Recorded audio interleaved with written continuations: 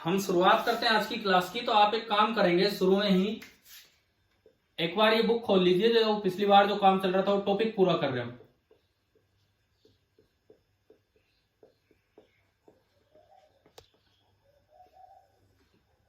Class 10th NCERT science text book जो है, और उसमें आप पेज नंबर 194 निकाल लीजिए। पेज नंबर 193 पे एक टॉपिक चल रहा है, तो वहां हम पहुंच गए पेज नंबर 194। और इस क्लास में इस चैप्टर का लास्ट पार्ट हम कवर कर रहे हैं, पेज नंबर 194 टू 197। ये हमारी इस क्लास का टारगेट है जो हम इसमें कंप्लीट कर रहे होंगे, पेज नंबर 194 टू 197। हाँ जी, बुक निकाल ली क्या आपने, बताओ। Yes sir. ठीक है, तो 193 पे टॉपिक चल रहा था रिफ्रैक्शन थ्रू या डिस्पर्जन थ्रू प्रिज्म। तो पेज नंबर 194 पे देखो, सबसे पहली चीज जो इस क्लास में हम पढ़ रहे होंगे दैट इज रेनबो। रेनबो से हम शुरुआत करते हैं कि रेनबो क्या होता है, कैसे बनता है, सुनिए। दरअसल होता क्या है कि आपकी बुक में तो बड़ा हल्का सा डायग्राम दिया है, 12th की एनसीईआरटी में और थोड़ा इसका अच्छा डायग्राम दिया हुआ है, तो वहां ज्यादा डिटेल में ये पार्ट है। होता क्या है, सुनो। मान लो जैसे 4 ड्रॉप्स में, मान लो थोड़ी छोटी बनानी पड़ेगी, वाटर ड्रॉप्स 1 2 3 एंड 4 मैंने वाटर ड्रॉप मानी आसमान में। उधर बारिश हो रही है, रेनिंग, और इधर सन है, इधर सन है, उधर बारिश हो रही है, और बीच में आप खड़े हैं, बारिश की तरफ नजर गड़ाए आप खड़े हैं, बारिश की तरफ नजर करके आप खड़े हैं, ना कि सन की तरफ। मतलब रेनबो आपको कब नजर आएगा, जब आसमान में एक साइड बारिश हो रही है या वैसे वाटरफॉल हो कहीं, और पीछे सन और आप पानी की तरफ देख रहे हैं, तो आपको कलरफुल ये एस्पेक्ट्स नजर आ जाएंगे, अगर आ सके तो। This is known as rainbow. Depend करता है कि टीआईआर हो पाया कि नहीं हो पाया। This is known as rainbow, इंद्रधनुष जिसे हम बोल देते हैं। होता क्या है, सुनो। कई बार हमें एक रेनबो नजर आता है, कई बार 2 तरह के रेनबो नजर आ जाते हैं। तो 2 तरह के रेनबो एक साथ अगर नजर आ रहे हैं, भाई अलग अलग जगह आसमान में नजर आ रहे हो, बात अलग है, वो नहीं। एक ही जगह पे आपको 2 तरह के रेनबो नजर आ रहे हैं, एक इनर रेनबो, एक आउटर, मतलब एक ऊपर नजर आ रहा है, एक नीचे नजर आ रहा है। तो जो इनर रेनबो होता है वो प्राइमरी रेनबो होता है, जो थोड़ा नीचे की तरफ बनता है, थोड़ा अंदर की तरफ। और जो ऊपर नजर आता है वो आउटर रेनबो आपका होता है सेकेंडरी रेनबो। अब प्राइमरी और सेकेंडरी रेनबो में क्या फर्क है, देखो। जैसे मान लो ये सनलाइट आके एंटर करती है, इस ड्रॉप में आके सनलाइट एंटर करती है, तो जैसे ही लाइट यहां से अंदर जाएगी तो ये जा रही है रेयर टू डेंसर। बताओ, समझ में आ रहा है? लाइट जा रही है रेयर टू डेंसर। पानी तो डेंसर होगा ना एयर के मुकाबले, ठीक है। अब डिस्पर्जन भी होगा क्योंकि ये व्हाइट लाइट है, व्हाइट लाइट है तो यहाँ कलर सेपरेट हो जाएंगे, डिस्पर्जन भी होगा, तो यहाँ पे कलर्स भी विबग्योर फैल जाता है और ये डिस्पर्जन हो जाता है। लेकिन कुछ इस तरह का अरेंजमेंट बनता है कि यहाँ टीआईआर होता है। टीआईआर क्यों हो जाता है, अब यहां से जब रे बाहर निकलना चाहेगी तो वो जा रही है डेंसर टू रेयरर, पानी से एयर, मतलब डेंसर टू रेयरर, और उसका जो एंगल ऑफ इंसिडेंस है वो क्रिटिकल एंगल से ज्यादा हो जाता है। क्रिटिकल एंगल ये वाटर एयर केस में 48 डिग्री के आसपास होता है, 48 डिग्री के आसपास, तो उससे ज्यादा ये एंगल हो जाता है। तो ये लाइट वहां नहीं निकल पाती, बल्कि ये इधर की इधर ही वापिस आ जाती है सारी की सारी लाइट, और यहां से बाहर आ जाती है। मतलब रेनबो कब बनेगा, डिस्पर्जन तो हुआ, ठीक है, लेकिन अगर सामने टीआईआर हो, अगर सामने टीआईआर हो तो आपको रेनबो नजर आएगा। अब ये जो इसमें से जो ड्रॉप बाहर निकलेंगी, मेनली हमें ब्लू और रेड कलर नजर आता है, तो जो ब्लू कलर आएगा वो लगभग 40 डिग्री पे, नियरली 40 डिग्री पे आता है इसके साथ, और जो रेड कलर आता है, रेड कलर, वो आपका बनता है नियरली 42 डिग्री पे, नियरली 42 डिग्री पे। तो इस तरह से कलर सेपरेट होते हैं 3 स्टेप प्रोसेस में। 3 स्टेप प्रोसेस कौन सी, पहले हुआ refraction plus dispersion, then TIR, then again refraction. तो इस 3 स्टेप प्रोसेस में इस तरह से कलर सेपरेट होते हैं। सिमिलरली नीचे वाले एक और ड्रॉप अगर मैं इससे नीचे बनाऊं, इस ऑब्जर्वर को थोड़ा और नीचे करूं, ऐसा ही कुछ इसमें से होगा। ऊपर निकल रही होगी ब्लू लाइट एंड थोड़ा नीचे निकल रही होगी रेड लाइट। अब ये जो भी ऑब्जर्वर है, यहां तक कुछ इस तरह से रेज का कॉम्बिनेशन बैठता है कि किसी से तो रेड लाइट आ रही है और किसी से ब्लू लाइट आ रही है और इसको कलरफुल नजर आ जाता है। ये वाला जो ये रेनबो देख पाता है, इस रेनबो को नाम दिया जाता है, this is called primary rainbow. Primary rainbow वो होता है जिसमें एक ही बार टीआईआर होके आया हो। एक ही बार टीआईआर होने से जो रेनबो नजर आ गया, that is known as primary rainbow. Primary rainbow जो होता है ऑल्सो कॉल्ड इनर रेनबो, एक आउटर रेनबो एक inner rainbow, so this is called inner rainbow. ये जो प्राइमरी रेनबो है ये आपका ये होता है, ठीक है। एंगल वेंगल अभी याद करने की जरूरत नहीं है। और ये जो ऊपर वाली दो ड्रॉप्स हैं ये बनवाती है सेकेंडरी रेनबो। इनमें क्या होता है, सुनो, रेज ऑलमोस्ट सीधी आएगी, ऑलमोस्ट सीधी, जैसे मैं इसमें डालू ऑलमोस्ट सीधी आएगी इस तरह से। शुरू में यहां डिस्पर्जन प्लस रिफ्रैक्शन होगा, एक बार यहां टीआईआर होता है, फिर एक बार ऊपर टीआईआर होता है और फिर जाके रेज बाहर निकलती है। तो प्राइमरी और सेकेंडरी रेनबो में एक डिफरेंस ये है कि प्राइमरी रेनबो में टीआईआर कितनी बार हो रहा है, बताओ प्राइमरी रेनबो में कितनी बार टीआईआर हुआ? अरे एक बार। प्राइमरी रेनबो में एक बार टीआईआर होता है और सेकेंडरी रेनबो में 2 बार टीआईआर होगा, ठीक है। जब सेकेंडरी रेनबो बनता है तो वो पलट जाती है बाहर निकलने की सीक्वेंस। जैसे जब प्राइमरी रेनबो हो रहा था तो ड्रॉप में से बाहर निकलती है तो ऊपर वॉयलेट कलर या ऊपर ब्लू कलर और नीचे रेड कलर आ रहा था। लेकिन जब सेकेंडरी रेनबो होगा तो ऊपर रेड कलर निकलेगा, सेकेंडरी रेनबो जब होगा तो इसमें ऊपर की तरफ रेड कलर निकलेगा और नीचे की तरफ आपका ये ब्लू या वॉयलेट कलर आएगा। सेकेंडरी रेनबो जब होता है 2 बार टीआईआर होने की वजह से ड्रॉप के अंदर से ऊपर रेड कलर निकलता है और ये इस तरह से वॉयलेट कलर आता है। और इनके जो एंगल्स बनते हैं हॉरिजॉन्टल के साथ वो नियरली ऐसे बनते हैं। ये एंगल तो 50 डिग्री के आसपास बनता है और ये एंगल 53 डिग्री। अभी 10th क्लास में ये एंगल वाले क्वेश्चन आने के चांस बहुत कम है क्योंकि सीबीएसई एग्जाम में प्राइमरी और सेकेंडरी रेनबो पे नहीं जाएगा, वो 12th की एनसीईआरटी बुक में दिया हुआ है, तो वहां जाके आप सीख लेंगे। तो ये जो ऊपर वाली रेज है इनसे जो रेनबो नजर आएगा, जैसे ये एक ऑब्जर्वर है यहां, तो इसको क्या हो रहा है, यहां से तो पहुंच रही है ये ब्लू वाली लाइट एंड सिमिलरली दूसरे में से भी जब ऐसे ही निकलेंगे ऊपर रेड लाइट निकलेगी और नीचे ब्लू लाइट निकलेगी, तो यहां से पहुंच गई रेड वाली लाइट। अब ये जो रेनबो इसको नजर आ रहा है यहां, इसको बोलते हैं हम कि ये कौन सा रेनबो है, सेकेंडरी रेनबो और आउटर रेनबो, प्राइमरी रेनबो और इनर रेनबो। तो मैंने आपको विद एंगल एक बार ये बता दिए। बोर्ड एग्जाम के लिए आपको ज्यादा याद रखने की जरूरत नहीं है, अपने एनटीएससी में कहीं कुछ पूछ लिया जाए तो सीधा डाटा बेस्ड चीज पूछी जाएगी, वो आपको पता होना चाहिए। तो अगर कभी पूछा जाए कि आपको एक जगह पे 2 रेनबो नजर आ रहे हैं, तो 2 रेनबो एक ही जगह पे अगर आपको 2 रेनबो नजर आ रहे हैं, रेड से वॉयलेट और रेड से वॉयलेट, इसका मतलब देखो आसमान में 2 अलग अलग जगह 2 रेनबो वो एक अलग बात है, एक ही जगह 2 रेनबो नजर आ रहे हैं, इट मींस उनमें से एक प्राइमरी रेनबो है और एक आपका सेकेंडरी रेनबो होगा, ठीक है। जो इनर रेनबो है वो प्राइमरी और जो आउटर रेनबो है वो आपका सेकेंडरी। आप बताओ रेनबो वाला पार्ट क्लियर हुआ, रेनबो क्या होता है, कैसे बनाते हैं, ठीक है। आपकी बुक में तो एक जरा सा डायग्राम दिया हुआ है, लेकिन मैंने आपको ये 12th की एनसीईआरटी का डायग्राम है, ये जो मैंने अभी आपको दिया है ये। चलिए हम आगे बढ़े। रेनबो के बाद अगले टॉपिक क्या है आपकी बुक में, पेज नंबर 194 पे क्या है अगले टॉपिक का नाम, मुझे सुनाई नहीं दिया। Atmospheric refraction. उसके अंदर उन्होंने 2 बातें बताई होंगी, एक तो ट्विंकलिंग ऑफ स्टार्स और एक advance sunrise and delayed sunset. तो चलो एक एक करके दोनों बातें समझते हैं। सबसे पहले एटमॉस्फेरिक रिफ्रैक्शन में twinkling of stars. Atmospheric refraction में सबसे पहली चीज हम समझे ट्विंकलिंग ऑफ स्टार्स। देखो आपने देखा होगा आसमान में तारे हमें बार बार टिमटिमाते दिखते हैं, कभी दिख रहा है फिर वो हल्का हो गया, फिर ब्राइट हो गया, फिर हल्का हो गया, कभी गायब हो गया। कैसा नजर आता है किसी एक तारे को आप देखते हैं तो? Yes sir. है ना।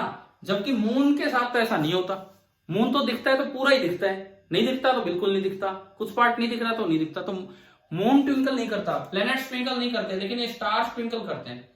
तो पहली बात, ये ट्विंकलिंग का कारण क्या है? ट्विंकलिंग का कारण क्या होता है? जैसे ये अर्थ है, इतनी सी अर्थ है तो आप तो बहुत छोटे से हो, ये आप ऑब्जर्वर के रूप में यहां हो, कहीं स्टार है, this is the actual position of star, this is the actual position of star. अब हमारे अर्थ के चारों तरफ एटमॉस्फेयर है, और एटमॉस्फेयर का रिफ्रैक्टिव इंडेक्स वेरी करता रहता है, कहीं कुछ है कहीं कुछ, और बार बार कंडीशन चेंज होती रहती है। रिफ्रैक्टिव इंडेक्स हमारी तरफ आएंगे, इंक्रीज हो रहा होगा, ऊपर कम होगा, ऊपर एयर की डेंसिटी कम है, नीचे एयर की डेंसिटी ज्यादा है। तो अब इसमें देखो आप, जैसे कोई रे आ रही है, यूं आई, अब बाहर वैक्यूम है और यहां एयर है, तो ये रे जब एंटर करेगी तो किधर बेंड होगी? टुवर्ड्स द नॉर्मल कि away from the normal? Towards. मैंने क्या किया, एक नॉर्मल बनाया, इस जगह नॉर्मल बनाना है तो सेंटर से ज्वाइन किया, ये नॉर्मल, तो ये रे बेंड होगी टुवर्ड्स द नॉर्मल। तो ये आपकी आंख तक आती, तो आपको स्टार वहां नजर नहीं आता आसमान में, आसमान में आपको स्टार वहां नजर आ रहा होगा कहीं पीछे। सो इसको बोलते हैं apparent position.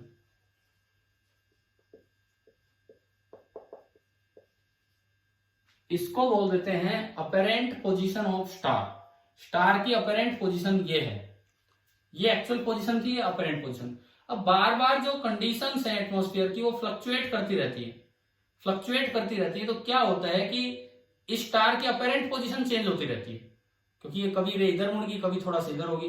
Apparent position change होने से हमें फ्लक्चुएटिंग इमेज नजर आएगी, और हमें लगता है कि स्टार कभी ब्राइट हो रहा है, कभी फेंट हो रहा है, और इसी इफेक्ट को हम नाम दे देते हैं ट्विंकलिंग इफेक्ट।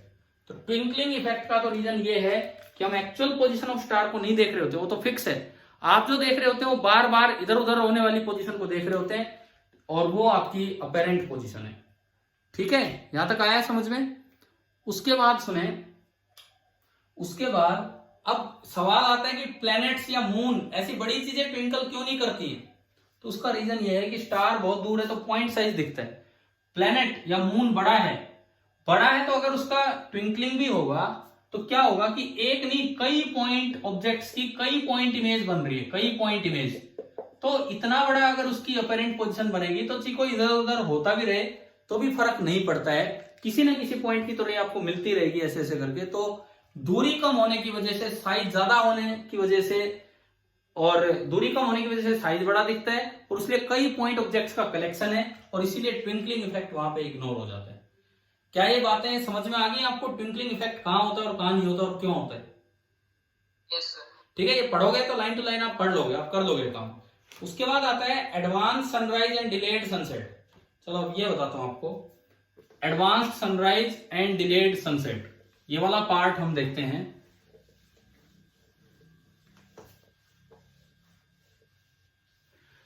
देखो, सनराइज और सनसेट टेक्निकली इसका मतलब क्या होता है? टेक्निकली सनराइज और सनसेट का मतलब है, ये अर्थ है, अगर आप यहां खड़े हैं तो ये हॉरिजॉन्टल लेवल है।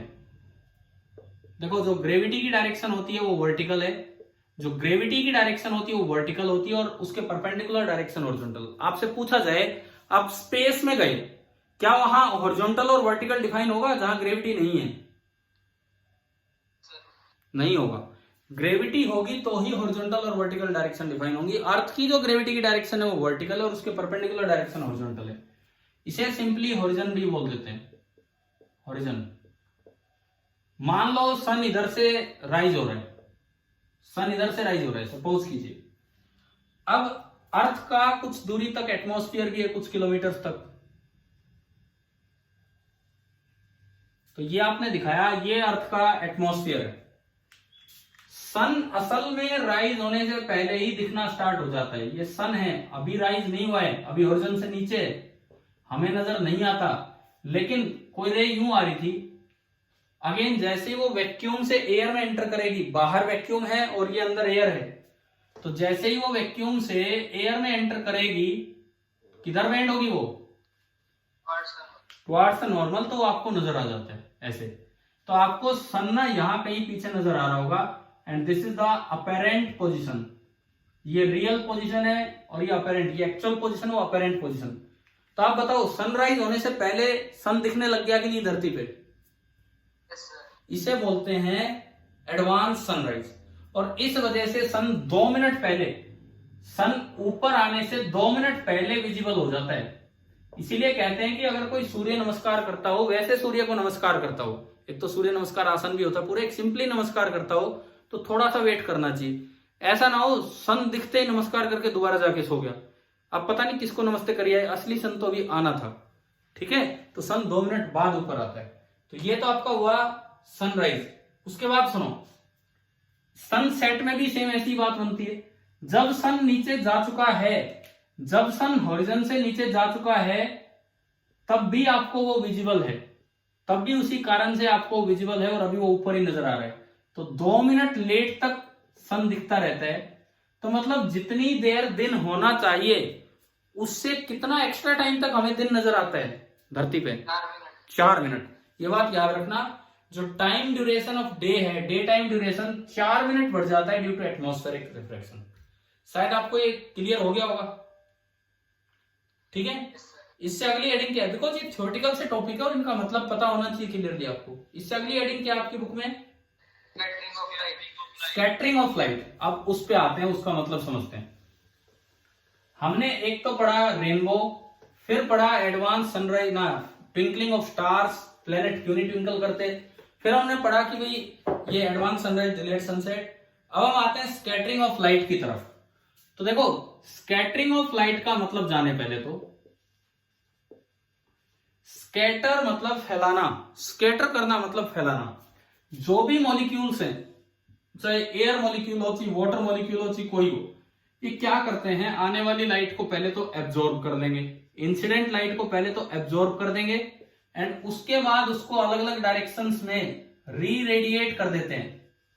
री radiate, this is known as scattering. Scattering का मतलब बेंडिंग नहीं होता, स्कैटरिंग का मतलब वैसी बेंडिंग नहीं होता, बेंडिंग इसमें भी हो रही है, लेकिन स्कैटरिंग का मतलब होता है पहले आप आने वाली लाइट को एब्जॉर्ब कर रहे हैं और उसके बाद आपको हर तरफ उस रे को हर तरफ फेंक रहे हैं। यानी कि स्कैटरिंग मॉलिक्यूल जो होता है, पहले उसकी एनर्जी बढ़ती है, वो लाइट को एब्जॉर्ब करता है, फिर उसकी एनर्जी कम होती है क्योंकि वो लाइट को दोबारा से री रेडिएट करता है। तो स्कैटरिंग ऑफ लाइट का मतलब क्या है? क्या ये मीनिंग समझ में आया कि नहीं आया बताओ? हाँ भाई, स्कैटरिंग का मतलब ठीक है, एब्जॉर्बिंग एंड रीडिस्ट्रीब्यूटिंग ऑफ लाइट, यानी कि पहले एनर्जी एब्जॉर्ब करना फिर एनर्जी को बाहर निकाल देना, this is known as scattering. अब स्कैटरिंग के बेसिस पे दो बातें मैं पहले आपको बताऊं। 2 तरह की स्कैटरिंग होती है, एक को बोला जाता है इलास्टिक स्कैटरिंग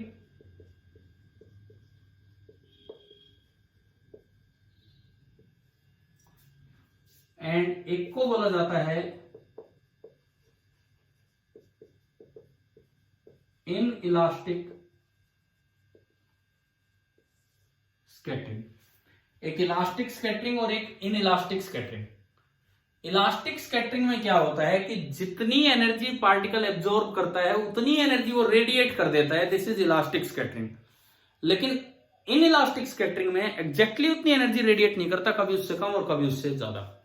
यानी कि इलास्टिक स्कैटरिंग में जितनी एनर्जी पार्टिकल ने एब्जॉर्ब की उतनी एनर्जी उसने रेडिएट की, इन इलास्टिक स्कैटरिंग में थोड़ी कम या थोड़ी ज्यादा एनर्जी रेडिएट करता है। इलास्टिक स्कैटरिंग कब होती है? जब size of scattering particle comparable होता है या फिर थोड़ा सा छोटा होता है, किससे? लाइट की वेवलेंथ से। अब लाइट की वेवलेंथ तो खुद ही बहुत कम होती है, 400 नैनोमीटर से 700 नैनोमीटर। विबग्योर पता है ना आपको? विबग्योर,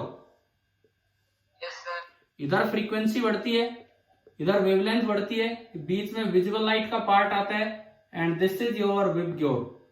विबग्योर में हाईएस्ट वेवलेंथ किसकी है? रेड की। लोवेस्ट वायलेट की है, लेकिन हमारी आंखें ब्लू को ज्यादा पहचानती है। वायलेट और इंडिगो के बजाय हमारी आंखें ब्लू की तरफ ज्यादा सेंसिटिव है, तो अक्सर कंपैरिजन भी ब्लू और रेड का ही होता है। तो ब्लू की वेवलेंथ कम है और रेड की वेवलेंथ ज्यादा है, परंतु ये बहुत छोटी वेवलेंथ है, 400 से 700 नैनोमीटर। अगर स्कैटरिंग पार्टिकल का साइज इस रेंज का हो तो होती इलास्टिक स्कैटरिंग, और अगर स्कैटरिंग पार्टिकल का साइज बड़ा हो या काफी बड़ा हो लैम्डा से, तो आपकी हो जाती इन इलास्टिक स्कैटरिंग। जैसे एयर मॉलिक्यूल का साइज छोटा होता है, एयर मॉलिक्यूल का साइज छोटा होता है और वाटर मॉलिक्यूल या वाटर वेपर का साइज बड़ा होता है। तो अगर एयर मॉलिक्यूल स्कैटरिंग करवा रहा है, एयर मॉलिक्यूल अगर स्कैटरिंग करवा रहा है तो कौन सी स्कैटरिंग करवाएगा? इलास्टिक। वाटर मॉलिक्यूल या डस्ट पार्टिकल ये बड़े में काउंट होंगे, ये अगर स्कैटरिंग करवा रहे हैं तो कौन सी स्कैटरिंग करवाएंगे? In elastic. ठीक है, फर्क क्या है? इलास्टिक स्कैटरिंग में जितनी एनर्जी आप एब्जॉर्ब कर रहे हो उतनी रेडिएट कर रहे हो, इन इलास्टिक में उतनी रेडिएट नहीं कर रहे हो, या तो उससे ज्यादा या उससे कम। इससे भी बड़ा फर्क जो हमारे काम आता है, ये बात बताई थी लॉर्ड रेले। रेले एक साइंटिस्ट थे पूरे, काफी फेमस साइंटिस्ट, लॉर्ड इनके नाम के आगे लगता है। इन्होंने पॉइंट बताया था कि जब इलास्टिक स्कैटरिंग होती है तो जो इंटेंसिटी ऑफ स्कैटर्ड लाइट है that is inversely proportional to fourth power of lambda. Result आप याद रखना, इलास्टिक स्कैटरिंग जब होती है तो intensity of scattered light is directly proportional to fourth power of lambda. अब आप बताओ, इलास्टिक स्कैटरिंग हुई है तो ब्लू और रेड कौन सा कलर ज्यादा फैलेगा? किसकी स्कैटरिंग ज्यादा है? यहां से देख के बताए। ब्लू। जिसका लैम्डा कम होगा, जिसका लैम्डा कम होगा उसकी स्कैटरिंग ज्यादा होगी। यानी कि इलास्टिक स्कैटरिंग जब भी होगी, blue colour is more scattered and red is least scattered. क्या ये दो बातें आ गई समझ में इलास्टिक स्कैटरिंग में? ठीक है। इन इलास्टिक स्कैटरिंग में क्या होता है? All the colours are equally scattered. इसमें कोई फर्क नहीं होता, all the colours are equally scattered. ठीक है। अब इन चीजों की कुछ एप्लीकेशन देखें, कुछ एप्लीकेशन देखें तो देखो आपकी बुक में ध्यान दो, ये टिंडल इफेक्ट। टिंडल इफेक्ट आपने 9th में पढ़ा था, ये टिंडल इफेक्ट। Yes sir. तो ये तो आपको पता ही, आप पढ़ लेंगे। ठीक है ना, पढ़ लेंगे, थ्योरेटिकल सा पार्ट है, यहां से देख लेंगे आप। अगले पेज पे चलो, इसमें एक क्वेश्चन है, why the colour of the clear sky blue? Clear sky का कलर ब्लू नजर क्यों आता है? रीजन यही है, देखो आसमान नजर आने का कारण है एटमॉस्फेयर। आपने देखा है कभी मूवी में देखा हो या वैसे न्यूज में देखा हो, अंतरिक्ष ब्लैक दिखाया जाता है, चाहे दिन का समय हो चाहे रात का समय हो। Yes sir. है ना, वो ब्लैक क्यों दिखाते हैं? आपकी सन पे नजर चली जाए तो डायरेक्ट सनराइज आ जाएंगी, लेकिन आसपास कुछ है ही नहीं, कोई एयर मॉलिक्यूल ही नहीं है, तो आपको कुछ नजर नहीं आना। सन पे नजर गई तो सन नजर आएगा, नहीं तो अंधेरा नजर आएगा। लेकिन यहाँ ऐसा क्यों नहीं है? मैं शाम को बाहर घूम रहा हूँ, दिन में बाहर घूम रहा हूँ, क्या ऐसा है कि मैं हमेशा सन को ही देखता रहूं, या क्या मैं कहीं भी देखूं तो मुझे लगभग रोशनी नजर आती है ना नजर? इसका कारण है स्कैटरिंग। जो एयर मॉलिक्यूल्स होते हैं, जैसे सन तो यहाँ है, मेरी नजर पे यूं आता तो मुझे दिख जाता, लेकिन मुझे यहां भी अंधेरा नहीं दिख रहा, इस साइड भी। कारण सन से जो लाइट इस मॉलिक्यूल पे गई, उस मॉलिक्यूल ने क्या किया? स्कैटर कर दिया तो चारों तरफ फेंका तो वो मेरी भी आंख में आ गई, तो इस वजह से मुझे रोशनी दिखी। यानी कि दिन में रोशनी दिखने का कारण कि सन के अलावा हम और कहीं देखें तो भी हमें नजर आता है, उसका कारण क्या है? Scattering of light by air molecules. और स्पेस, अंतरिक्ष जो है बाहर का, उस ब्लैक क्यों दिखाया जाता है, क्यों दिखता है? क्योंकि वहां पे कोई स्कैटरिंग पार्टिकल ही नहीं है जो स्कैटर कर रहा है। चलो एक चीज तो ये समझ में आई। अब बात आती है कि क्लियर स्काई हमें ब्लू ही क्यों नजर आता है? देखो हमारे ऊपर सन है कहीं आसपास, दोपहर का टाइम है, हाँ, रीजन यही है, blue colour is most scattered. Air molecules इस कैटेगरी में आते हैं, ब्लू कलर को ज्यादा फैलाएंगे तो हमें ब्लू कलर ही नजर आएगा। फिर लेकिन कई बार अगर आपने देखा हो आसमान में बादल होते हैं, उनका कलर ब्लू नहीं, उनका कलर तो व्हाइट नजर आता है। Yes sir. उसका कारण है ये, बादलों के अंदर वाटर ड्रॉप्स हैं, डस्ट पार्टिकल, उनका साइज बड़ा है, तो वो कैसी स्कैटरिंग करवाएंगे? इक्वल। हाँ, इक्वल, इन इलास्टिक स्कैटरिंग। और all the colours equally scattered दिखेंगे तो आपको ऑलमोस्ट व्हाइटिश कलर नजर आएगा, वहां पे। ठीक है। उसके बाद सुनो, एक्चुअली इसकी पूरी थ्योरी बना के दे गए हैं, इनके बारे में ज्यादा हम नहीं पढ़ते हैं, इसके बारे में तो पूरे रिजल्ट बना रखे हैं। फिर ये लिखता है colour of the sun at sunrise and sunset. आपको शाम को कौन सा कलर नजर आता है सन का? रेड, ऑरेंज या रेड एक ही बात है। क्यों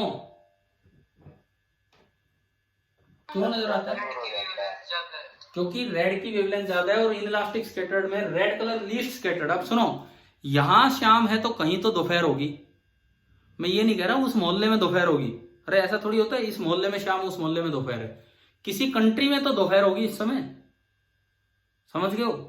तो जहां दोपहर है सारा ब्लू कलर तो वहीं स्कैटर हो लिया, बस कौन सा कलर गया जो लीस्ट स्कैटर्ड कलर है, रेड, तो वो दूर तक पहुंच जाता है। लीस्ट स्कैटर्ड कलर सबसे दूर तक पहुंचता है, इसीलिए आपको वो कलर शाम को नजर आ रहा होता है।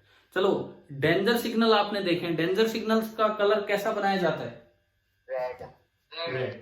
डेंजर सिग्नल्स का कलर रेड बनाने का कारण ही ये है कि हाँ स्कैटर ना हो और दूर से नजर आ जाए, स्कैटर ना हो और बड़े दूर से नजर आ जाए, इसीलिए डेंजर सिग्नल आपके रेड बनाए जाते हैं। ठीक है, तो भाई आप ये बताओ, ये वाला पेज पढ़ लोगे, मैंने कुछ आइडिया दिया है कि स्कैटरिंग ऑफ लाइट क्या होती है, किस तरह से हमें इनके ऊपर बेस्ड मतलब कुछ एप्लीकेशंस, नेचुरल एप्लीकेशंस। ठीक है, अब इसके बाद हाँ जी बोलो। कई बार स्काई भी ऑरेंज और रेड सा दिखता है, उसका कारण? उसका कारण क्या है कि कई बार देखो स्काई भी ऑरेंज और रेड सा दिखने का रीजन एक ही होता है, या तो शाम होने वाली है, सन थोड़ा दूर जा चुका है। अगर दिन में भी ऐसा दिख रहा है तो इसका मतलब स्काई को क्लाउड्स ने कवर कर दिया है, क्लाउड्स ने कवर कर लिया है और क्लाउड्स की वजह से ऑलमोस्ट इक्वल स्कैटरिंग हो रही है, या फिर वो कलर ज्यादा नजर आने लग गया है जो हमारा रेडिश कलर। अगर क्लियर स्काई होगा और सन हमारे पास है तो आपको कलर कैसा नजर आएगा, क्लियर स्काई होगा और सन हमारे पास है तो कलर कैसा नजर आएगा, ब्लू। ब्लू। ठीक है, आप एक बार पेज नंबर 195 देखो, अपनी बुक का पेज नंबर 195, इसका लास्ट पैराग्राफ,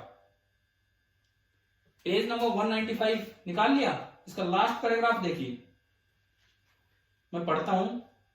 ये लिखता है कि the colour of the scattered light depends on the size of scattering particle.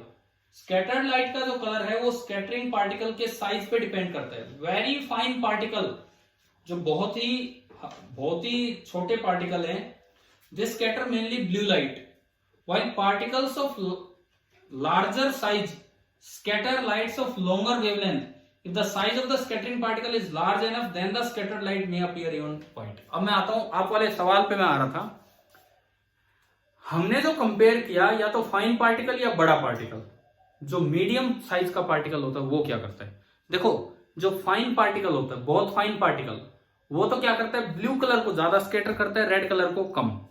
जो थोड़े बड़े साइज के पार्टिकल है वो सारे कलर्स को इक्वली स्कैटर करते हैं, तो आपको कलर ऑलमोस्ट कैसा अपीयर आता है,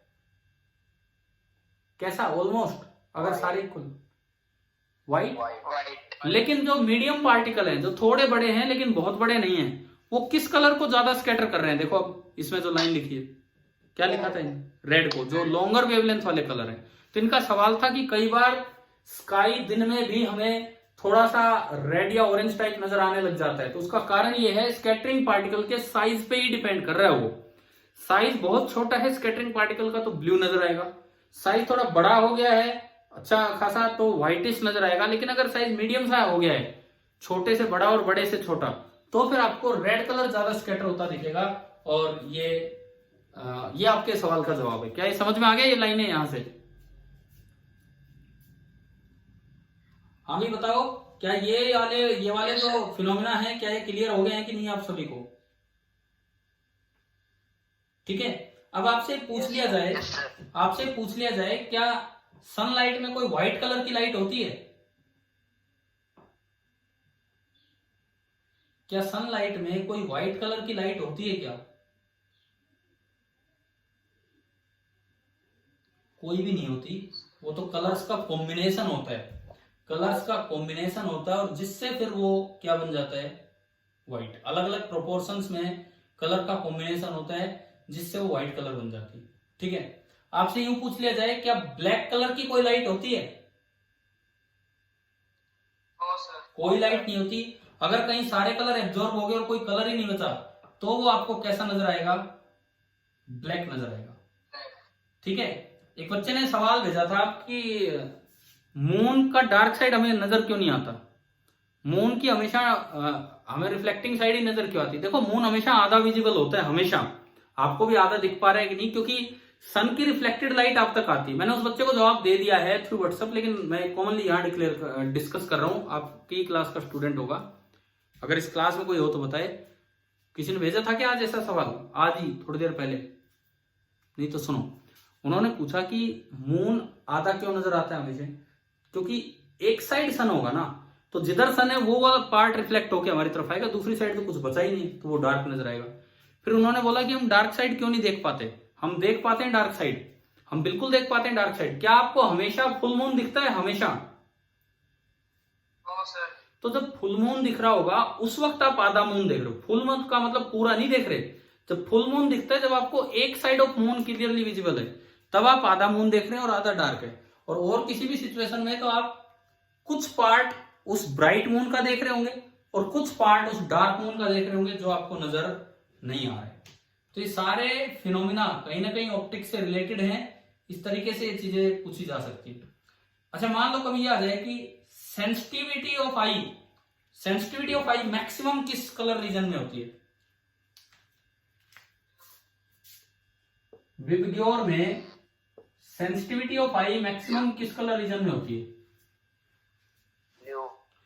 ब्लू में मैक्सिमम है comparative to violet and indigo. Violet and indigo के मुकाबले हम ब्लू को ज्यादा पहचानते हैं। यूं कहें सनलाइट में ब्लू कलर थोड़ा ज्यादा होता है इनके मुकाबले। लेकिन इन जनरल अगर इस सारे रीजन को देखें तो हमारी आई मोस्ट सेंसिटिव, जिसको देखते ही पहचान लेंगे, वो जो रीजन होता है वो ये रीजन होता है, ये। अब ये कौन सा रीजन है? This is known as yellow green region. अगर ये सारे कलर्स इक्वल प्रोपोर्शन में आ रहे हो तो हमारी आंखें ज्यादा सेंसिटिव होती हैं येलो ग्रीन रीजन के। वो हम ब्लू क्यों देखते हैं? क्योंकि इन तीनों में ब्लू ज्यादा प्रोपोर्शन में प्रेजेंट होता है सनलाइट में, वॉयलेट और इंडिगो कम प्रोपोर्शंस में प्रेजेंट होते हैं। ठीक है भाई, ये छोटी छोटी बातें समझ में आ गई है ना, क्या है क्या नहीं है? ठीक है, टिंडेल इफेक्ट आप पढ़ लेना यहां से, और मुझे लगता है ये चैप्टर आपका हो गया है। अब मैं लेक्चर अपलोड करके ये डाल दूंगा आपके लिए। उसके बाद मैं कहूंगा ये लेक्चर तो आपने अटेंड कर लिया, उसके बाद आप अपना सेट पेपर डिस्कशन और देखना, एक बार कर लेंगे वो सेट पेपर का डिस्कशन। Yes sir. ठीक है, और कल से अब ऑप्टिक्स भी हमारा हो गया है, कल से हम रिवीजन अपना स्टार्ट करेंगे। तो हमारा रिवीजन स्टार्ट होगा करंट इलेक्ट्रिसिटी से, current electricity and magnetic effect. और दूसरी बात 9th का भी साथ साथ लेंगे, मोशन एंड फोर्स। आपके अगले माइनर का यही सिलेबस है ना? Yes sir. Current electricity, magnetic effect and motion and force, ये आपका अगले माइनर का सिलेबस है। तो कल से हम ये रिवीजन अपना स्टार्ट कर रहे होंगे। ऑप्टिक्स फॉर एनटीएससी वाली जो सीक्वेंस है वो हम यहीं पे आज खत्म कर देंगे। उसमें एक वीडियो ये होगा और प्लस एक वो सेट डिस्कशन का वीडियो होगा बस। ठीक है।